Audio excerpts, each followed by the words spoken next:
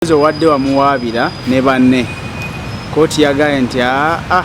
sooka otubuulire ensala bwe yabadde oli mumativu nayo. Kakati omulamuzi ono erugo gavumenti yaddukira wano nejja negamba nti yemulugunya nti nagya nenkola amendment mu charge sheet nengatako babbalamu n'abalala eyagala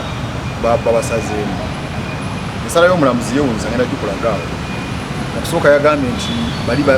tebalina kye bakima mu kkooti kubanga ensonga ezo tizaali n'agamba ensonga ezo zamulamuzi wa wansi isonga talina kuzinywereza. Ate bwe yamazeewo ne yeefula gye yali asemera okupeegi y'ekumi n'agamba alina amala ng'akoze ki nga agamba kyakira akoze ki agijjeko gye nakola amendment naye n'agamba nti tugende mu maaso ku Muhoozi nga yawozesebwa yekka Mabirizi nga yamuwozesa. So tekisi kituufu nti simanyi babujjo nga bo baagala kugenda ku maaso ne Muhoozi yekka. Ate nze ŋŋamba wino ogenda mu maaso n'abaala 7 ate ku misango 6 bamuzaga kugende mu maaso ne Muhoozi yekka ku misango 2 ye nagulawo nga ndyeruzira nali ndyeruzira nenzigulawo omusango mulamuzi ne mugamba mpe production one n'agala okukola kinata jimba.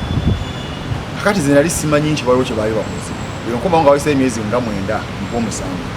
ninga omulamuzi mpa olunaku nampa oluki olunaku nenkola amendment. Kati bajja bagamba nti bateking over mbabuuza ki ekiraga bayita proceedings za court ng'omulamuzi yagamba nti oba mugamba ne muteekiza mugende musaavinge Mabirizi mukomera byakola ki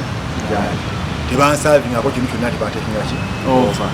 Kati ngamba omulamuzi nze sinza tulowooza nga namanya nti batekinga over nga tebampa mpapula era kooti yabagamba bampa eki empapula naye najja n'agamba kituufu ensonga si za kooti yonna enamaana abiri bayiza naye kyangu nnyo bateeseyo abiri mu kooti ba 2 na 3 babuwadde ensonga za 3 yakusuubira tulinze fayiro kugiyita registra wa kooti babiri abadde akyali fotokoto naye wanaakomera wagenda kuyita fayiro oza kati yawana ewedde egende tulabe nga wakiro maago na biro eyo kati byo ebyekampala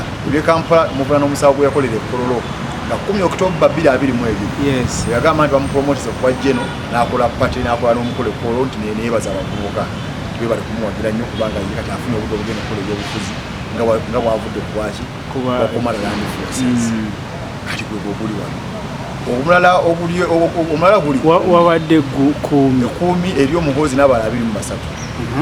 ng'owokubiri Anita Amongo speaker Tayebwa minisita y'ebyobulamu Achenge waliwo Gwanga n'abala ba MP abala bangi bonna abagenda bakola laale Kacumbala Muhoozi n'abogera nabo ebyobufuzi. Kati emisango gye ebiri gyanjawulo tewali kikanga wano oyo omulamuzi bw'aba yakoze ebyo kyangu nnyo kooti babiri ekola kiki ate neyo si Nolen Muhoozi bamuwozesa Muhoozi era nonaga ati kagende bamuwozese ku musango guli ng'aliko yekka ku misango emeka ebi kitukayanira mbagamba nze tebagutwala lwa nsonga tebampa mpapula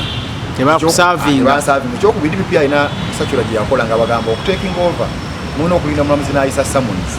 kati nga mugamba tebayinza kujeemera DPP gundi gyabakoze gyaba abaganda byali wano bya Muhoozi.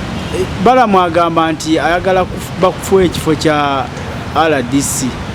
Ebibuuzo yabinyumya ddala siri ku level nze level yange yakufuga ggwanga musajja muyivu nnyo ndioyo naye sinza kwesima mu bino bya kiyayi bikulonda kwabwe siri ku level yakuba musaala okitegeera tulikola buweereza bwa ggwanga.